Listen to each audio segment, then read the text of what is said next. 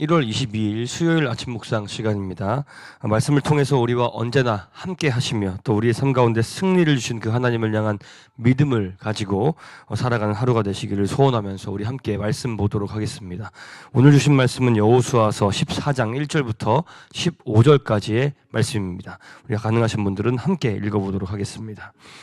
이스라엘 자손이 가나안 땅에서 받은 유산을 제사장 엘르아살과 눈의 아들 여호수아와 이스라엘 자손의 각 지파 우두머리들이 다음과 같이 분배하였다. 주님께서 모세에게 명령하신 대로 그들은 제비를 뽑아서 9지파와 둘로 나뉜 한 지파의 반쪽에게 땅을 유산으로 나누어 주었다. 모세가 이미 요단강 동쪽에서 2지파와 둘로 나뉜 한 지파의 반쪽에게 땅을 유산으로 주었으나 레위 지파에게는 분깃을 주지 않았다. 요셉 지파는 므낫세와 에브라임 2지파로 갈리었다. 레위 지파에게는 거주할 여러 성읍과 그들의 가축과 가축을 기를 목장 외에는 분깃을 주지 않았다. 이스라엘 자손은 주님께서 모세에게 명하신 대로 그 땅을 나누었다. 유다 자손이 길갈에 있는 여호수아에게 다가왔을 때에 그니스 사람 여분네의 아들 갈렙이 여호수아에게 말하였다. 당신은 주님께서 나와 당신에 대하여 가데스 바네아에서 하나님의 사람 모세에게 하신 말씀을 알고 계십니다. 내가 40살이 되었을 때에 주님의 종 모세가 가데스 바네아에서 나를 보내어 그 땅을 정탐하게 하였습니다. 나는 돌아와서 내가 확신하는 바를 그에게 보고하였습니다. 나와 함께 올라갔던 나의 형제들은 백성을 낙심시켰지만 나는 주 나의 하나님을 충성스럽게 따랐습니다. 그래서 모세는 그날 네가 주 나의 하나님께 충성하였으므로 너의 발로 밟은 땅이 영원히 너와 내 자손의 유산이 될 것이다 하고 맹세하였습니다. 이제 보십시오. 주님께서 모세에게 이 일을 말씀하신 때로부터 이스라엘 백성이 광야에서 생활하며 45해를 지내는 동안 주님께서는 약속하신 대로 나를 살아남게 하셨습니다. 보십시오. 이제 나는 85살이 되었습니다. 모세가 나를 정탐꾼으로 보낼 때와 같이 나는 오늘도 여전히 건강하며 그때와 마찬가지로 지금도 힘이 넘쳐서 전쟁하러 나가는 데나 출입하는 데에 아무런 불편이 없습니다. 이제 주님께서 그날 약속하신 이 산간지방을 나에게 주십시오. 그때 당신이 들은 대로 과연 거기에는 아낙 사람이 있고 그 성읍은 크고 견고합니다. 그러나 주님께서 나와 함께 하시기만 한다면 주님께서 말씀하신 대로 나는 그들을 쫓아낼 수 있습니다. 여호수아가 여분네 아들 갈렙을 축복하고 헤브론을 유산으로 그에게 주었다. 그래서 헤브론은 그니스 사람 여분네의 아들 갈렙의 유산이 되어 오늘날까지 이른다. 그것은 그가 주 이스라엘의 하나님을 충성스럽게 따랐기 때문이다.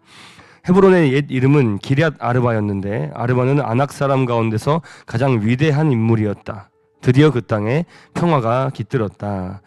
아멘. 자, 오늘은 엘르아살과 여호수아 그리고 이 지파장들 그리고 갈렙에 대한 이야기가 나옵니다. 요단강 서편의 지파별 땅 분배 그 첫 이야기를 다루고 있는데요. 가장 먼저 본문은 이 땅 분배에 참여한 이 지도자들로 제사장 엘르아살과 여호수아 그리고 땅 분배를 받게 된 그 지파들의 족장들이 참여했음을 밝힙니다. 우리가 이 전까지 계속해서 요단 동편의 그 땅 분배에 대해서 이야기를 했는데 이제 남은 지파 총 9개 그리고 하나의 그 반쪽짜리 그 지파들이 분배를 받게 되는 상황이므로 해당 지파의 족장들이 참석을 했는데 특별히 이 전까지는 크게 언급이 없었던 이 제사장 엘르아살이 등장합니다. 요단 서편 땅을 분배하는 방식은 제비뽑기였는데 이는 땅이 하나님의 주권에 의해서 분배됨을 의미하는 것이기 때문에 이스라엘의 영적인 어떤 지도자적 위치에 이제 있었던 이 레위 지파의 제사장인 이 엘르아살이 이 대표성을 가지고 등장했다라고 볼 수 있는 것이죠. 자, 이렇게 제비를 통해 땅이 분배되면 땅을 누가 어떻게 가져갈 것인가에 대한 분쟁 요소가 사라지게 됩니다. 하나님의 주권에 의해 이루어진다고 믿고 있기 때문에 이 배분이 공정하게 이루어진다고 여길 수 있기 때문이죠. 자, 여기서 공정이란 모든 땅을 똑같은 면적으로 각 지파가 정확한 면적으로 받는다는 것을 의미하는 것이 아닙니다. 각 지파의 규모에 따라서 어느 지파나 과하지도 부족하지도 않게 딱 알맞게 하나님께서 정하신 바대로 분배를 받게 된다는 것입니다. 하나님께서는 이 모든 과정을 위해서 최종 지도자인 여호수아 그리고 제사장인 엘르아살 그리고 각 지파장들을 모아서 제비를 뽑도록 하신 것이죠. 자, 그런데 본격적인 땅 분배가 이루어지기 전에 이 갈렙에 대한 이야기가 제일 먼저 등장을 하게 됩니다. 여호수아서는 갈렙을 뭐라고 소개하고 있을까요? 우리 6절 한 번 더 읽어보겠습니다. 유다 자손이 길갈에 있는 여호수아에게 다가왔을 때 그니스 사람 여분네의 아들 갈렙이 여호수아에게 말하였다. 당신은 주님께서 나와 당신에 대하여 가데스 바네아에서 하나님의 사람 모세에게 하신 말씀을 알고 계십니다. 자, 우리가 성경의 지명을 다 알고 있는 것은 아니죠. 뭐 여기가 어느 지역인지 다 이거 알고 있는 것은 아니기 때문에 오해할 수도 있는데, 사실 갈렙의 출신은 이스라엘이 아니라 이방이었습니다. 이 갈렙의 아버지 여분네라는 사람의 이 출신을 뭐라고 얘기하죠? 그니스라고 소개를 하고 있는데, 이 그니스라는 지역을 창세기에서는 가나안 남부 지역에 거주하던 에돔 족속 가운데 하나라고 소개를 하고 있습니다. 그런데 또 민수기와 역대기에 나오는 갈렙에 대한 묘사를 보면 유다 지파에 소속된 사람으로 소개를 하고 있는데, 이 두 이야기가 모순되는 이야기다라고 봐야 할 것은 아닙니다. 사실 이 이스라엘은 좀 특이한 것이 출애굽을 할 그 당시에도 다양한 이방 민족들이 함께 뒤섞여서 나왔습니다. 그들은 이스라엘의 신앙 공동체에서 분리되지 않았습니다. 함께 제사에 참여하고 또 여러 하나님 말씀을 함께 받아 누리는 그런 사람들이었죠. 그러니까 이 이스라엘이라는 이 공동체는 이방 민족들에게 사실은 이 열려 있는 공동체성을 가지고 있는 그런 나라였습니다. 그러니까 이는 하나님께서 좀 직접 명령하신 바이기도 한데, 그들의 혈통의 문제가 아니고 하나님을 경외하며 말씀에 순종하며 살아가는 이들인가 그렇지 않은가, 하나님을 주인으로 모시며 살아가는가 그렇지 않는가, 이것이 더 중요한 문제였기 때문입니다. 갈렙 역시 이에 해당하는 사람이었던 것이죠. 갈렙은 이방 혈통이었지만 유다 지파 가운데 거하면서 그들과 동화되었고 하나님을 경외하는 믿음의 사람으로 살았으며 결국에는 유다 지파의 일원으로 인정을 받게 된 것이다, 이렇게 볼 수 있는 것입니다. 자, 그는 혈통상으로는 이방인이었지만 사실 그가 그동안 보여준 모습과 오늘 본문에서의 그런 고백들을 우리 볼 때에 누구보다 하나님을 신뢰하며 행동하는 사람이었다는 것을 우리가 알 수 있습니다. 갈렙이 이야기하는 것들을 한번 들어보십시오. 과거 가나안 땅 정탐 때에 많은 사람들은 이스라엘 사람들을 낙담시키는 이야기를 하였지만 자신은 하나님께 충성하면서 확신 가운데 그 땅을 점령할 수 있을 것이다, 하나님이 우리에게 주실 것이다 라고 이야기했다는 그 얘기를 지금 다시 하고 있습니다. 그리고 그때 모세를 통해서 하신 그 약속, 너의 발로 밟는 땅이 너의 유산이 될 것이다 라고 했던 그 약속을 잊지 않고 마음에 품고 있다가 이렇게 말합니다. 하나님께서 그때의 약속을 잊지 않으시고 자신을 아직까지 살게 하셨다. 자, 갈렙의 이 말들은 자신이 그동안 이렇게 열심히 나이가 들어서까지 충성했으니까 이제 땅을 달라라고 하는 어떤 보상적인 차원에서의 요구로 보기보다는 여전히 그가 자신의 삶을 하나님이 붙들고 계시며, 그때나 지금이나 동일하게 붙들고 계시며 하나님은 약속을 지키시는 신실한 분이시다, 이 믿음이 확실히 있다는 것을 좀 보여주는 그런 장면이고, 자신은 여전히 그 하나님을 신뢰하며 하나님 앞에 충성할 것임을 고백하는, 그래서 그 충성 가운데 믿음으로 그 땅을 점령하러 나갈 것이다 라고 하는 그 믿음의 고백을 지금 하고 있다고 볼 수 있는 것이죠.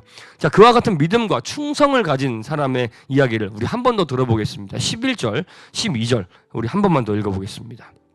모세가 나를 정탐꾼으로 보낼 때와 같이 나는 오늘도 여전히 건강하며 그때와 마찬가지로 지금도 힘이 넘쳐서 전쟁하러 나가는 데나 출입하는 데에 아무런 불편함이 없습니다. 이제 주님께서 그날 약속하신 이 산간 지방을 나에게 주십시오. 그때 당신이 들은 대로 과연 거기에는 아낙 사람이 있고 그 성읍은 크고 견고합니다. 그러나 주님께서 나와 함께 하시기만 한다면 주님께서 말씀하신 대로 나는 그들을 쫓아낼 수 있습니다. 자, 오늘 이야기 당시의 갈렙은 나이가 무려 85세였습니다. 그럼에도 불구하고 확신 가운데 이야기하고 있습니다. 나는 지금도 그때와 마찬가지로 힘이 넘친다. 전쟁을 하러 나가는데 아무런 불편함이 없다.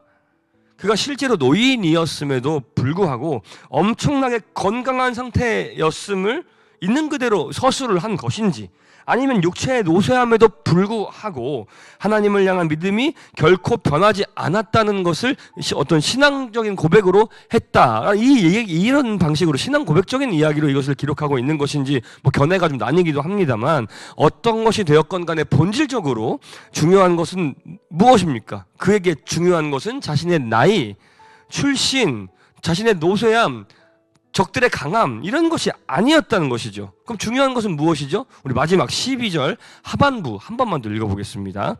그러나 주님께서 나와 함께 하시기만 한다면 주님께서 말씀하신 대로 나는 그들을 쫓아낼 수 있습니다. 자, 이것이 바로 믿음의 삶인 것이죠. 주님께서 나와 함께 하시기만 한다면, 주님께서 말씀하신 대로 이 전제를 믿으며 늙어버린, 변해버린 자신과 주변의 상황에 좌지우지되지 않고 오직 주님의 약속과 주님의 능력을 의지하며 그것에 소망을 두며 살아가는 삶, 예나 지금이나 그렇게 소망을 두며 살아가는 삶, 그렇게 평생을 살아왔던, 정탐을 나갔던 때가 40살이었는데 45년 동안을 그렇게 하나님을 의지하며 살았던 갈렙은 이 산간 지방의 위치에서 이 지형적으로 점령하기가 참 쉽지 않은 강대한 아낙 자손이 거주하고 있는 이 헤브론이라는 지역을 결국에는 정복하고야 맙니다. 자, 이와 같은 믿음이 우리에게도 있기를 소망합니다. 하나님을 향한 온전한 신뢰, 세상이 변해도 끝까지 변하지 않는 하나님을 향한 신실한 믿음. 자, 갈렙은 정탐을 나갔던 40세로부터 45년이 지난 이 시점에도 하나님의 약속을 잊지 않고 그 약속을 믿음으로 과거나 현재나 한결같이 행동했던 사람이었다. 그와 같은 하나님을 향한 절대적인 신뢰와 충성, 그 믿음에 또 기반한 그 행동들이 우리 모두의 삶 가운데에 매일같이 가득할 수 있게 되기를 간절히 소망합니다. 함께 기도하겠습니다.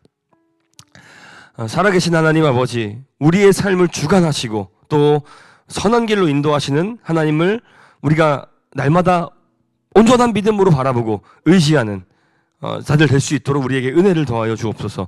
시간이 지나서 우리가 나이가 들고 쇠약해져도 또 우리가 처한 상황이 우리가 도무지 예상하지 못한 방향으로 또 생각지 못한 방향으로 흘러갈 때에도 그 흔들리는 상황, 우리의 처지, 그런 것들에 흔들리지 않는 믿음을 우리에게 허락하여 주시고 그 가운데에서 날마다 주님의 약속을 믿고 주님을 신뢰하며 영원한 나라를 우리가 맞이하게 될 것이라는 믿음과 확신 가운데 날마다 승리하며 살아갈 수 있도록 은혜를 더하여 주시옵소서.